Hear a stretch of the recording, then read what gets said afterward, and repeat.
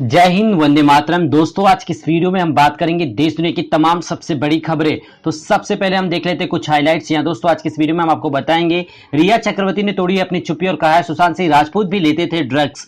जानेंगे इस खबर को विस्तार से। साथ ही हम आपको बताएंगे अरुणाचल प्रदेश ने की एक नई मांग। जी हाँ, जिसने कहा कि राज्य को संविधान की 6ठी अनुसूची में जगह मिलनी चाहिए। जानेंगे इसके बारे में विस्तार से इस वीडियो। साथ ही हम आपको बताएंगे सुशांत सिंह राजपूत से जुड़े। जी हां, उनके पिताजी ने कहा कि हत्यारन ने मेरे बेटे को ड्रग्स खिलाई, यानी जहर पिला रही थी। जानेंगे इस खबर को भी विस्तार से इस वीडियो के अंदर। साथ ही हम आपको बताएंगे शिक्षा जगत को लेकर देश की सबसे बड़ी खबर निकल के आ रही है। नीट और जेईई के एग्जाम्स के लेकर सरकार ने क्या रुख अपनाया है, जानेंगे तमाम चीजों को विस्तार से इस वीडियो के अंदर। तो आप इस वीडियो के साथ अंत तक बने रहिएगा। साथ ही हम आपको बताएंगे प्रधानमंत्री नरेंद्र मोदी के द्वारा घोषित की गई कुछ नई योजनाओं के बारे में, जिसके अंतर्गत आपको मिलेंगे 4,500 रुपए घर बैठे। जी हाँ दोस्तों, कैसे मिलेंगे और कैसे आपको रजिस्ट्रेशन करना होगा, इन तमाम चीजों को जानेंगे विस्तार से इस वीडियो के अंदर। तो सबसे पहले हम बात कर लेते हैं आज की सबसे बड़ी खबर, जो है ऑफिस खुल गए, अब मेट्रो भी चलनी चाहिए। जी हां दोस्तों, देश की समय सबसे बड़ी समस्या है यातायात को लेकर। देश में अनलॉक की प्रक्रिया तो शुरू हो चुकी है, लेकिन अभी तक यातायात के साधन नहीं खोले गए। हम बात करें दिल्ली की लाइफलाइन मेट्रो को अब सब शुरू कर देना चाहिए या नहीं, इस पर पूछे गए जो है सवाल में ज्यादातर लोगों ने कहा कि यात्रियों ने कि लोकल ट्रेनें और मेट्रो ट्रेनें और पैसेंजर ट्रेनें,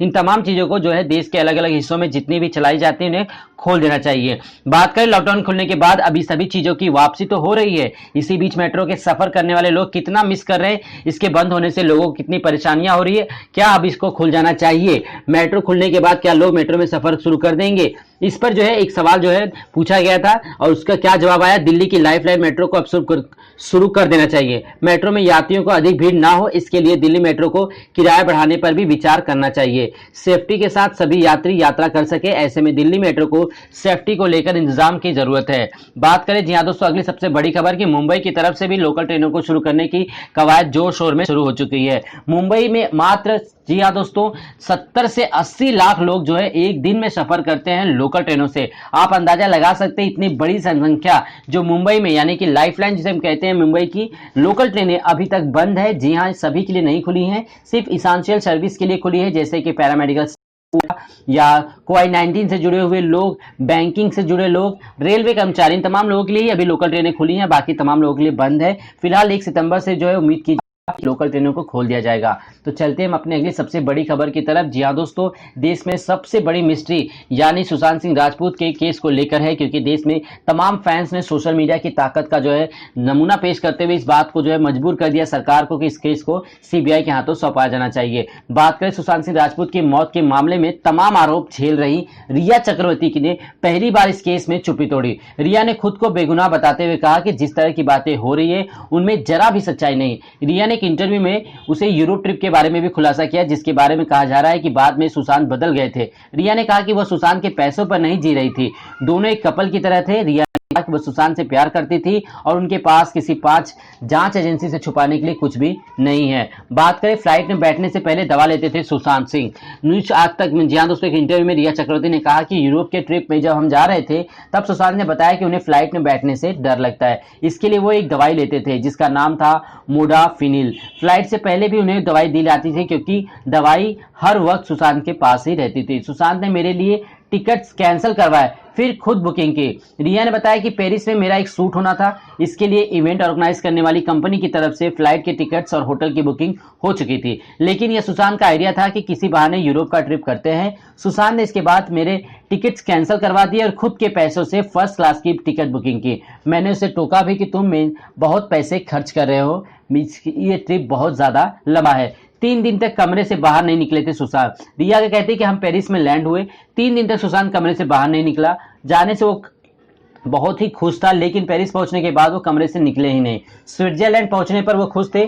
जब हम इटली पहुंचे तो हमारे होटल के कमरे में एक अलग तरह का स्ट्रक्चर था। सुशांत ने कहा कि यहाँ कुछ है, लेकिन मैं यहाँ एक बुरा सपना हो सकता है। उसी के बाद सुशांत की हालत बदली और वो कमरे से बाहर निकलना नहीं चाहते थे। इन तमाम चीजों को लेकर रिया चक्रवर्ती ने खुलासा किया है और ये बहुत ही लंबी जी हाँ दोस्तों स्टोरी अभी चलने वाली है, क्योंकि सीबीआई इस मामले की तह तक पहुंचने वाले हैं कि वाकई में रिया चक्रवर्ती का कहीं हाथ है इसके पीछे या कोई और लोग हैं जिन्होंने सुशांत सिंह राजपूत को जो है इस आत्महत्या के मामले के लिए जो है उन्हें उत्साहित किया। तो चलते हैं अगली खबर की तरफ। जी हाँ दोस्तों, अगली सबसे बड़ी खबर निकल के आ रही है अरुणाचल प्रदेश की।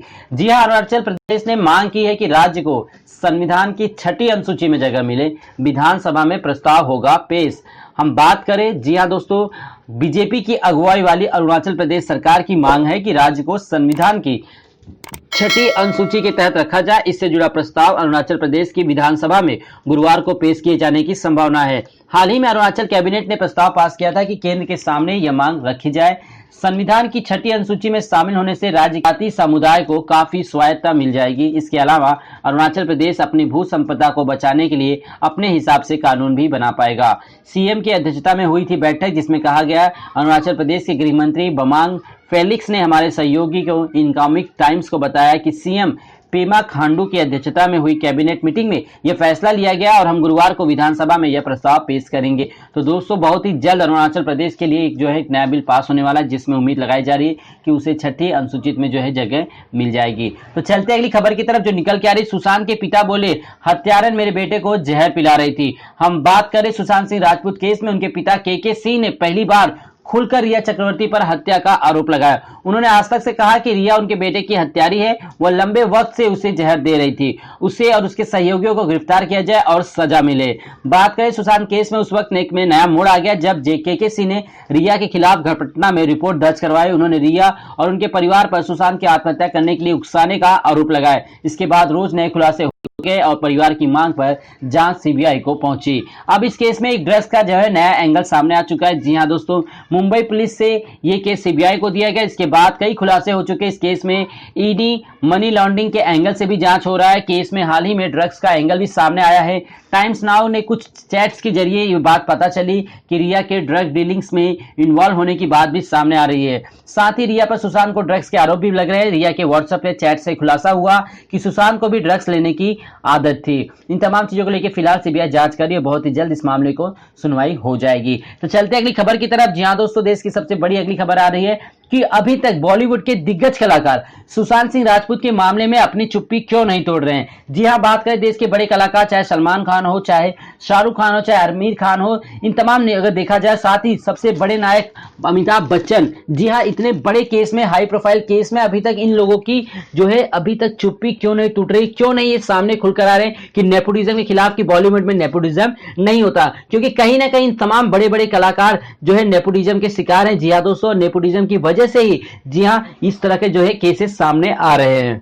बात करते हैं अगली सबसे बड़ी खबर। जी हाँ दोस्तों, शिक्षा जगत से अगली सबसे बड़ी खबर आ रही। प्रधानमंत्री नरेंद्र मोदी की कई जगहों पे आलोचनाएं लगातार होती जा रही है। जी हाँ दोस्तों, इसी बीच एक बड़ी खबर निकल के आ रही है। नीट और जेईई के एग्जाम्स को लेकर तमाम लोगों ने काफी ज्यादा विद्रोह भी किया है, सोशल मीडिया के माध्यम से भूख हड़ताल में बच्चे बैठे हुए हैं, लेकिन प्रधानमंत्री नरेंद्र मोदी अभी तक इन चीजों को दरकिनार कर रहे हैं। जी हाँ दोस्तों, पूरी तरह से नजरअंदाज किया जा रहा है बच्चों के भविष्य को लेकर। पहले प्रधानमंत्री कहते थे कि जब तक जान है तब तक जहान है, यानी कि पहले जान की कीमत होगी, उसके बाद, क्योंकि लॉकडाउन से पहले ये अकाले लगाए जा रहे थे कि देश कई साल पीछे चला जाएगा, लेकिन प्रधानमंत्री नरेंद्र मोदी के जी हां उत्साहवर्धक भाषण ने सभी के जान में जान फूंक दी थी कि वाकई में जान है तो जहान है, भले ही देश 15 साल पीछे चला जाए, लेकिन लॉकडाउन के फैसले को सही साबित किया गया। क्या इसी बीच अभी तक ये बात सामने नहीं निकल के आ रही केंद्र सरकार इस बात में कि अभी तक लोकसभा विधानसभा बंद है पूरी तरह से, यहां तक सुप्रीम कोर्ट भी जो अपने फैसले सुना रही है वो वीडियो कॉन्फ्रेंसिंग के जरिए सुना रही है। यानी सरकार बड़े नेताओं को और अपने आप को सुरक्षित रखती है इस महामारी के दौर में,